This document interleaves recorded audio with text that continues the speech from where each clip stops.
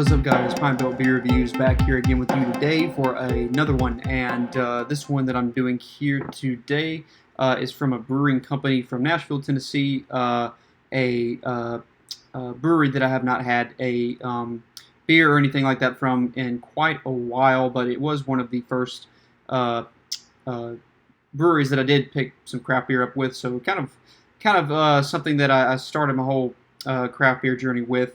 When I began trying out some kind of branching out with different beers and everything like that.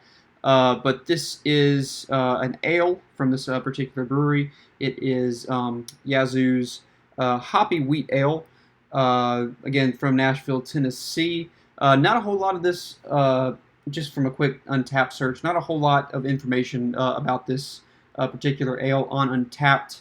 It does have a Best By bottle date on there as... excuse me, bottled date as, I think that's a 3 or a 2. I believe it's a 2, February 27th, 2019. So it is a number of months old, several months old at this point. Though it is a wheat ale, even though it's a hoppy wheat ale. So what I did read about this doesn't have anything about the ABV or anything about it on Untappd, though there is a Yazoo Nomad wheat ale, not hoppy wheat ale, but just a wheat ale on Untappd that's about 5% alcohol by volume. So I'm assuming this is about the same strength as that. They just pretty much, as it says here on the bottle, on the label, that this is basically their Nomad hoppy wheat ale, which is then brewed with pale and wheat malts and then late hopped with Citra and Lemondrop hop varieties for a light body and refreshing burst of juicy citrus. So yeah, sounds like something that would be kind of refreshing this Sunday afternoon. So let's go ahead and get it cracked open and see what it's about. Like I said, I haven't had anything from Yazoo in quite a while. The two that I had, I used to really love their pale ale. I haven't had in a while, so I couldn't say if I still would love it as much or not, since I've had so many different pale ales since that one in particular.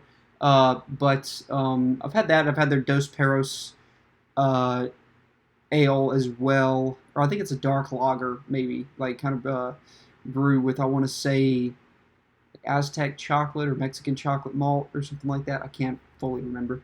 But I remember liking that one as well. It's kind of it was a sort of a lighter, sort of dark beer. But yeah, other than that, I don't think there's been many other Yazoo varieties that I've had from this brewery. So with this pour on this particular one, I get about 3 fingers of pretty much just straight white, soapy-looking head. Probably will not stick around in the glass for long, though it may.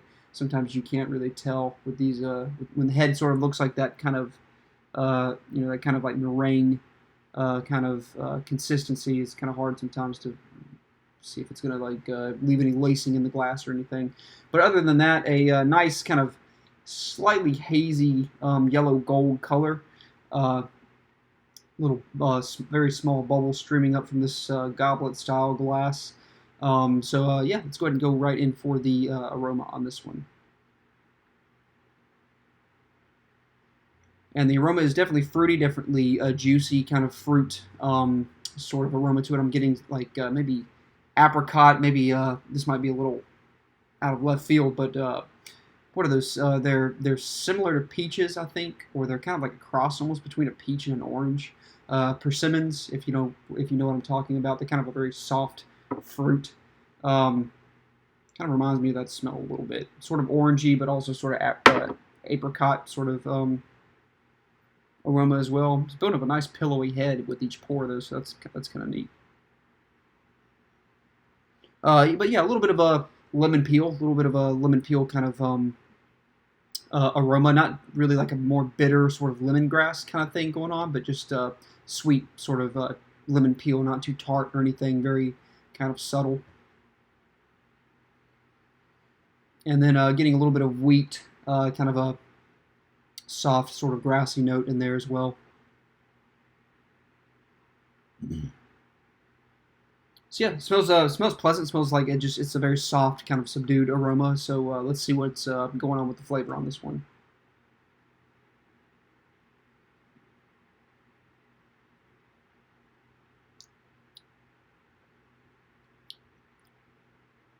Yeah, and then with the flavor, also very soft as well. It's not too crazy or anything. There's a fruitiness to it, but it's not really in your face. Um, yeah, I am kind of just getting a soft kind of. I keep saying that word with this beer, but that's really what I'm thinking of the most with this, between the aroma and the flavor. Sort of a subdued kind of just uh, smooth kind of apricot flavor, like an overall just like kind of dried apricots maybe. Nothing too intense or anything about it.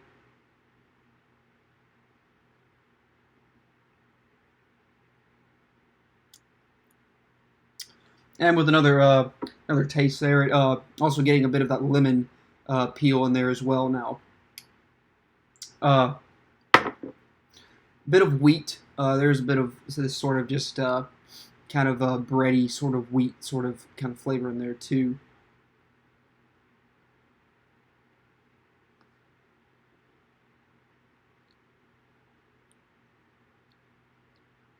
There may be a very slight kind of hint of like a mandarin orange kind of flavor too. Not getting anything too crazy with hops going on. Nothing too bitter. There's a little bit of bitterness in the back end, but this is a very um, fruit flavored, fruit forward flavored ale. Nothing. It's not. It's not like a hot bomb of a wheat ale. I know that there's like a lot of different styles that are usually not hoppy, like wheat ales tend to not be very hoppy. They tend to have more of that citrus kind of flavor, kind of first. Um, but they do things like hoppy stouts, hoppy lagers, things like that, and they really kind of emphasize on the hops, and where the hops are really the main player in the beer. But this one's still retaining the kind of the wheat ale sort of flavor profile primarily, and then a little bit of bittering on the back end, but nothing too crazy other than that.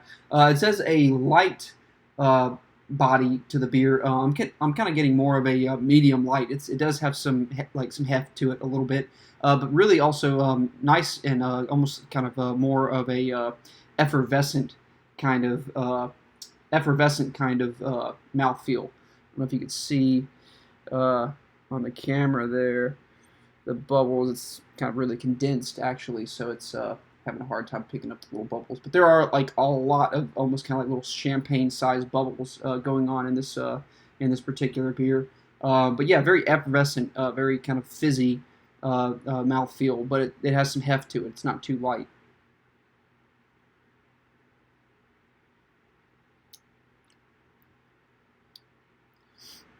So yeah, overall, the finish also is yeah, it's got to be like a 5% or something. The finish isn't all that strong or anything with any sort of warmth from any alcohol that's in there.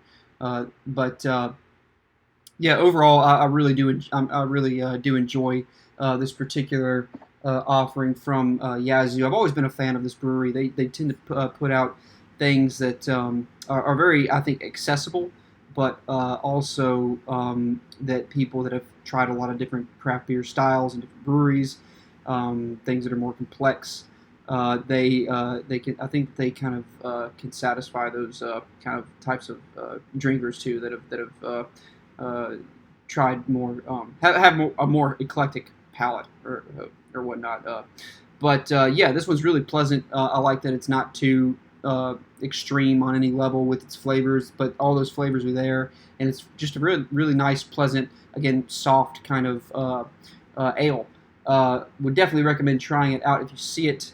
The Yazoo Nomad Hoppy Wheat Ale.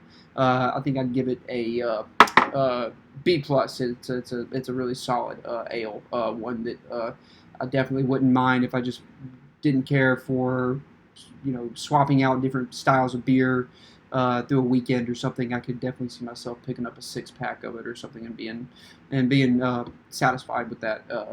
But yeah, So that's my review for it, that particular one today, guys. And until next time, thank you for watching.